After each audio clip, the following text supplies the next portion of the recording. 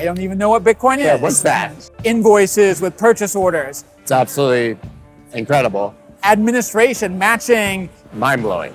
Every Peroni batch of beer is tracked on the blockchain. And to blow things up. I don't know how to feel when other people agree with me. And so we built IBM's first prototype blockchain on the alpha version of Ethereum. Dude, I met this guy, Vitalik, and I think Ethereum is what we really want. I am the global blockchain leader. Right, deeper. If you want a centralized network, just build a centralized network.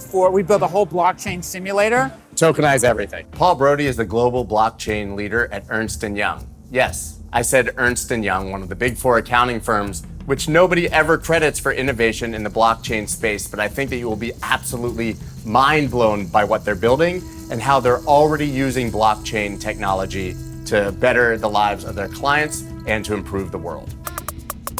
Let's go.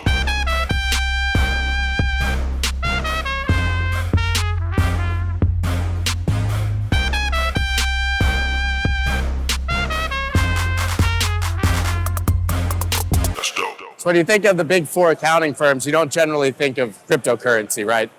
You're right. And, accounting firms by nature are very conservative, but they have really no choice but to get into and understand this space. And the reason for that is that starting about 10 years ago, we started to have clients who had material quantities of Bitcoin and digital assets on their balance sheets.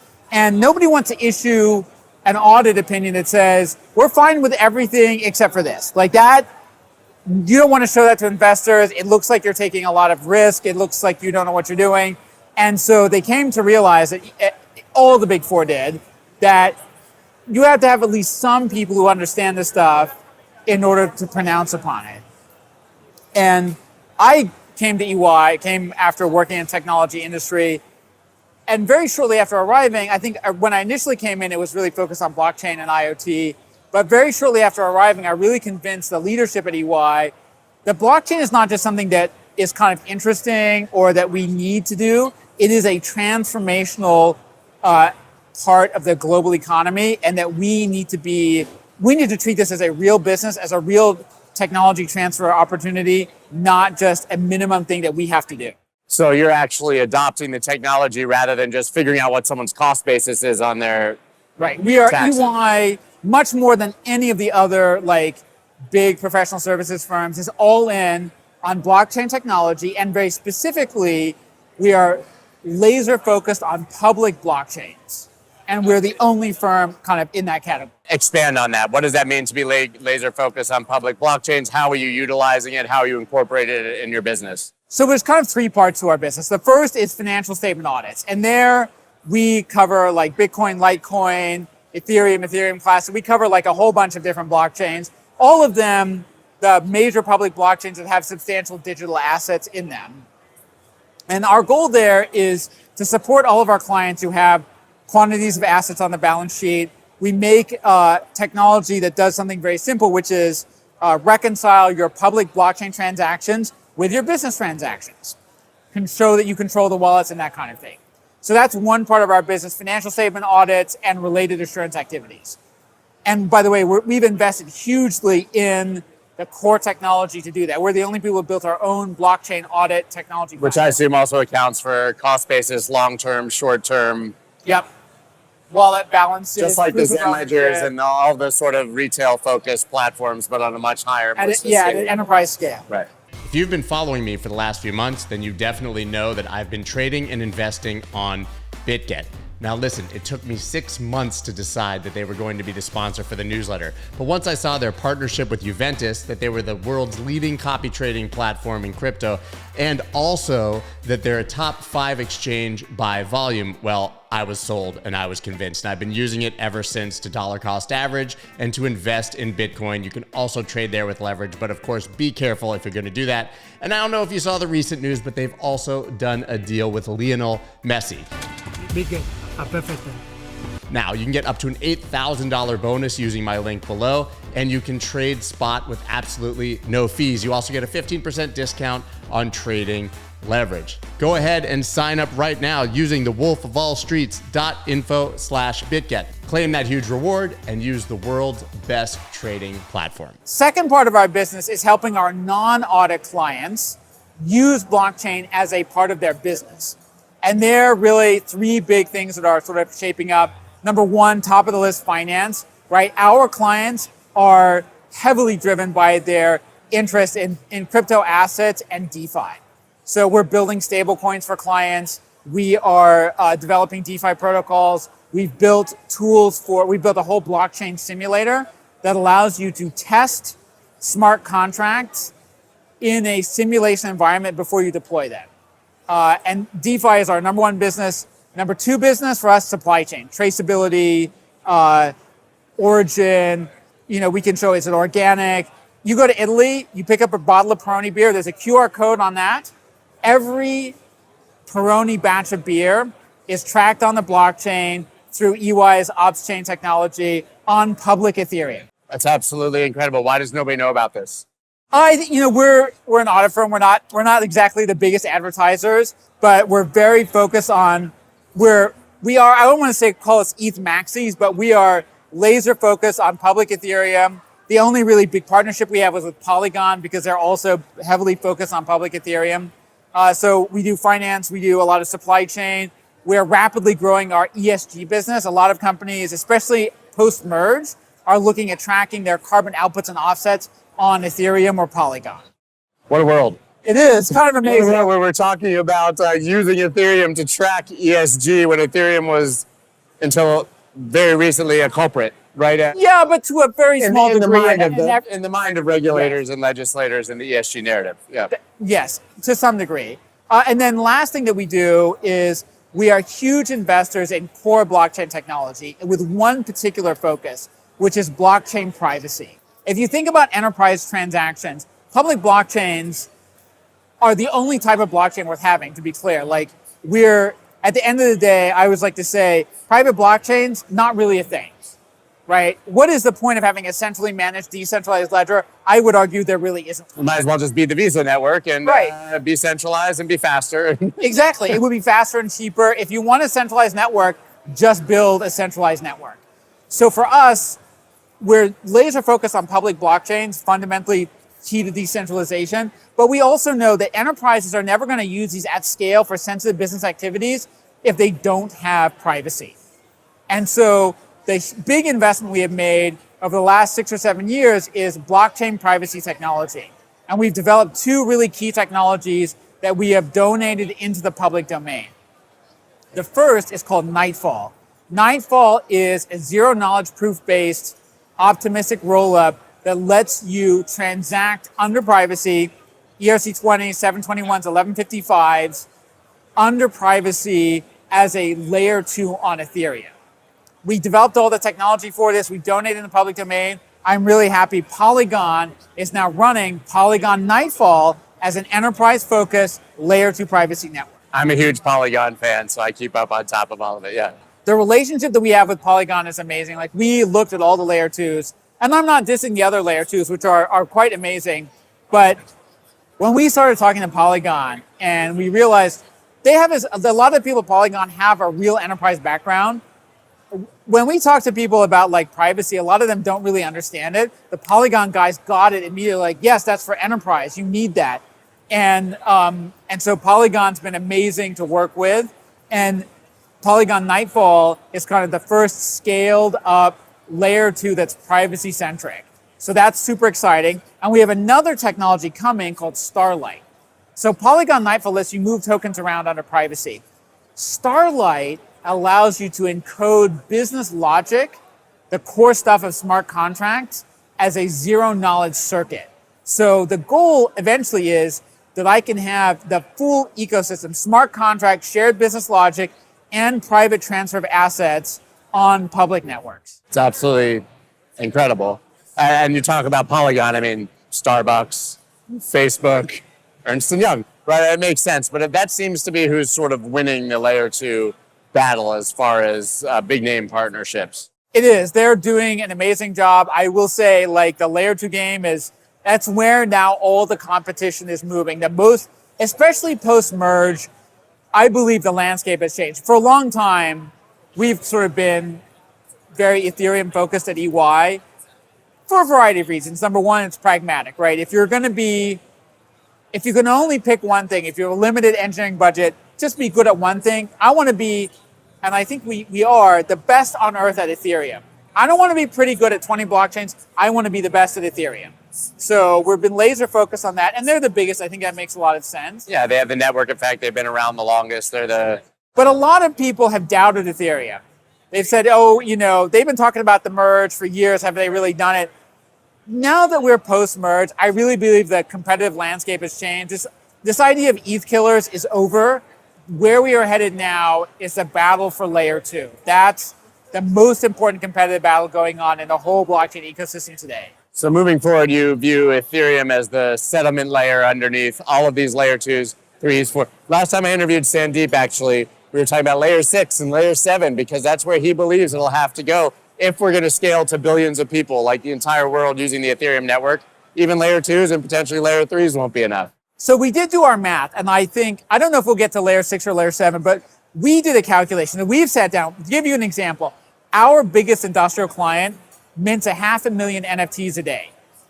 Now, that's one product. And on average, that product moves 4 times before it gets the end of its kind of end user. So that's 2 million transactions a day per product under privacy. By our calculation, even with sharding, layer 2 is not enough, right? Because if they say you mint on layer 2 and you move then to manage your privacy in layer 3, I think we're going to get to layer 3s pretty quickly. And our calculation is when we bring on kind of a lot of the world's industrial infrastructure, we're going to need about 4 billion transactions a day capacity. That's my expectation for the industrial side of the blockchain ecosystem. When you talk about moving the industry onto the blockchain, are we talking about supply chain? Yeah, global supply chains, right? You've got a car has 4,000 parts in it. Each part has a token. So if you look at that car, if I looked at the car as a data set on chain, I would say that car, based on the tokens that make it up, and each token will have all these values and data attached to it. So I can look at that collection of tokens that makes up this car, and I can say this car is 42% American, it's 15% Canadian, it's 19% Mexican. The total is enough that it qualifies for MCA or NAFTA, right? The combined carbon footprint of all the tokens in this car is 6,000 kilograms. And then the combined offset is 6,000 kilograms. So your car is carbon neutral. I know where it's sourced. I know where it came from. I know I can identify all the potential manufacturers. And all of this could be done under privacy. And then the token holders, the car owner, can see the history, but everybody else cannot. Mind-blowing. I mean, I don't know if it's mind-blowing, but think of it this way. Everyone in the industry talks about a digital twin.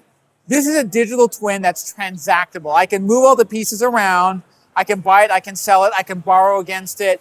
This kind of makes a true financial and operational digital twin. I like that you said that the notion of an Ethereum killer is dead. Yes. I would argue it was never a viable argument. I think in the early days it was. I'm a huge fan of technology history, and one of my observations is that when ecosystems seem to be about less than 10 years old, there's a lot of churn. And if you go look at the early days of PC operating systems, it wasn't clear super early on that Windows or Mac were going to be winners. Sure. But it emerged within about a decade. I've been a believer that the market for Ethereum killers has actually been dead for 4 or 5 years. But I think the rest of the world is coming to see that as truth now. I mean, other layer 1s will certainly continue to exist and largely be successful, which means the story becomes interoperability. I don't think they will be that successful. Really? So I think this is a classic example of Metcalfe's law. The more valuable the network becomes, and the longer it exists. But also bridges are what keep getting burned and blown up. So this idea of interoperability based on bridges doesn't carry a lot of weight. It looks risky to me. If I could, with layer 2s, the big issue with Ethereum was transaction costs. And speed. And speed. Although I think I think speed is overrated. I always used to joke with clients, I'm like, the 30 and net 30 at the enterprise level is not milliseconds. It's days. Right. You know, I think if you're a financial trader, maybe the speed matters. I think for almost all business applications, payments, B2B, purchasing, procurement, it doesn't So matter. basically the bar is set so low by what we have right now that Right. Ethereum is lightning fast relative. Relatively speaking, and once we solve the gas price issue with layer twos, the value proposition of, hey, I can bridge this other chain seems not just low value, but actually more risky. Yeah, that makes sense. How did you land here personally? Well, what was your story? How did you end up doing this? You obviously have a deep passion and knowledge. So I spent many years, I had some of the circuitous path. I spent quite a few years at IBM. I ended up at IBM as a vice president of the global electronics industry, which was an awesome job, and it was a lot of fun. And the greatest perk of this job was that each year we would pick one topic to like really dive into and understand what the future looks like. And the cool thing about that is when you're doing that, you're going to talk to like Nobel Prize winning experts, like really like IBM research, IBM, brilliant yeah. people. And so one year we picked IoT networks. And we were trying to figure out, like, why is it that companies spend all this money in centralized computing infrastructure when the devices that they're trying to manage are really smart? Can't they manage themselves? Shouldn't there be distributed computing? And so we started going down this path. We're like, shouldn't device networks manage themselves? And shouldn't they be able to monetize themselves? And we were looking for technologies that would help enable this, to build a prototype. And one of my colleagues came to me and said, what do you guys think about Bitcoin? I'm like, I don't even know what Bitcoin is. Yeah, what's that? Right? This I is remember. 2013. Oh, early. Yeah. And I was like, what is Bitcoin? And I learned about Bitcoin. So I was like, this is really cool. And we were sort of going down the Bitcoin path. And one of my colleagues came back to me and was like, dude, I met this guy, Vitalik, and I think Ethereum is what we really want. It's a computing platform, not a money platform. And so we built IBM's first prototype blockchain on the alpha version of Ethereum. Wow. And once I went down that rabbit hole, I was like, I have to do this. And although IBM is famously now very pro blockchain, at the time wasn't so enthusiastic. And I was like, I need to do this. This is what I have to go do. And so in the end, I went to a place where I thought there was an appetite for blockchain and crypto that I could kind of build on. So you've been tracking, using, programming on Ethereum since day one. Yeah, pretty much the alpha version. And, since I've been at EY now for about 7 years. I've been the global blockchain leader since we invented the title. I made it up 6.5 years ago. I am the global blockchain leader. Right. Hail. And at this point, I think I've outlasted like every other blockchain leader and every other large SI enterprise. Like I've been very fortunate, even though EY is a very old school firm, the senior leadership have been like, we believe in what you're doing. We believe in your vision. And they backed me numerous times when other people said, we should be doing private blockchains. We should be doing this. We should be doing that. And they're like, no, we're sticking to the public blockchain vision. We're sticking to the Ethereum vision. We have a plan. We're going to follow it. I mean, you're talking about having customers that mint 2 million NFTs. That means that you didn't just catch on to the trend last summer when everybody was printing cartoons. You've obviously been very passionate and way ahead of the curve on that. Yes, and at times it's been very lonely. I always joke, like now that everyone's like, oh yeah, public blockchains, Ethereum, we're on board. I'm like, I don't know how to feel when other people agree with me. Yeah, it's very awkward. So what's the future for Ernst Young in blockchain? I mean, you're far beyond what everybody else is doing, but it's still early. These are still the first iterations.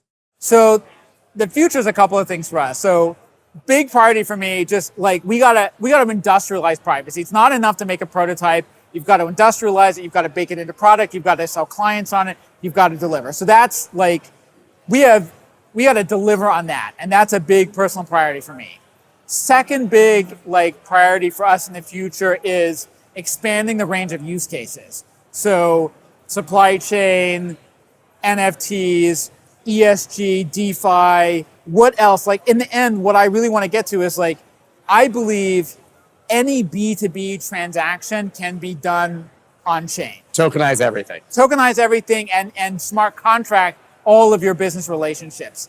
So that's my second big priority. And then I think that the third big priority is educate our clients, regulators, central banks, show them that you can be regulatory compliant, you can be a good actor, that this is an ecosystem that can be trustworthy and functional, and we can accelerate transformation using this technology. It's not something that we should be afraid of. Let's say you're Tesla or Ford or General Motors, and your grandest vision of everything's tokenized and on a blockchain. What do those companies look like in the future versus where they're at now? So I think a sort of fully blockchain native company of the future has a couple of important characteristics. And one of them is it can transact. First of all, it needs virtually no capital, right? Because anything that's in your business can be tokenized. You can embed all the financial services in the core. So you need far less capital, right? Transacting with other businesses should be lower risk. It should be much faster. Like one of my measures is SG&A, right? Companies spend, depending on the company, 5 to 20% of their business on operating the business. Right. And it's not productive. It's not product development. It's not making product. People. It's administration, matching invoices with purchase orders, right? We ought to be able to, I know we can. Like we built a smart contract system for Microsoft for the Xbox video game network. We cut the cycle time for completing monthly statements from 45 days to 2 minutes. The process improvement that we can deliver with blockchain is out of this world. I also think, and this is something that is less for the Fords and the big companies of this world and more for the small companies, we live in the golden age of digital monopolies. There's never been more, the power of networks means that if you become the center of a network, you're extremely powerful. And these companies, they are extracting more than their fair share of value. In a blockchain-based world, we can have digital commerce on public networks without a central authority to take an outsized share, without an organization that can say, you know what? I've been monitoring all the data going back and forth, and I like your business. I want to enter your business. And now that I've seen all this data, I know what your prices are. I know your customers are. That's the kind of thing that's going on in these digital monopolies. They're not just benignly connecting buyers and sellers.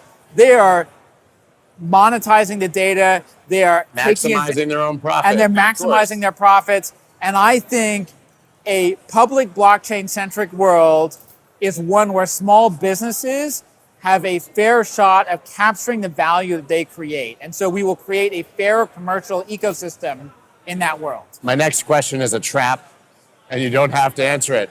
But it sounds like in this perfect world, your part of Ernst Young could put the rest of Ernst Young out of business. You know, we used to get, it was very early on, we would have these conversations. We talk about like the value of blockchain, the power of like the distributed ledger, the verification tools.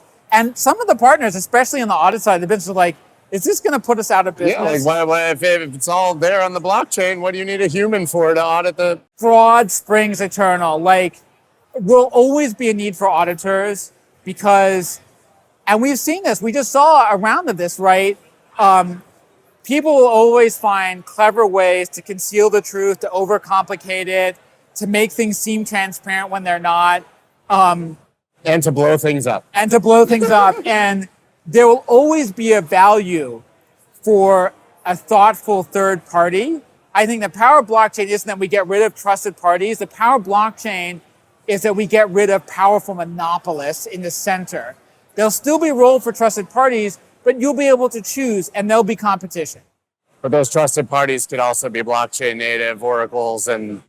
Exactly. So it's sort of this infinite regress of technology where eventually it's just people being replaced by smart contracts. Yes, although I think, again, right, I'm a big believer in the value, like automation usually leads to more consumption, not less. Well, I wish that everybody knew Ernst Young's story better. I'm glad that we can share it here because I don't think people know that this is happening at this level. And I think they know of some small crypto projects that are doing little parts of this, and you're already doing it at scale with massive companies. The thing I always strive for is like you started the interview like talking about the big four. I don't want to be lumped in that category. I want us to be a category of one, the best in the world at public blockchains, period, end of story. Well, I think you're doing it. So thank you for your work. Appreciate it. My pleasure.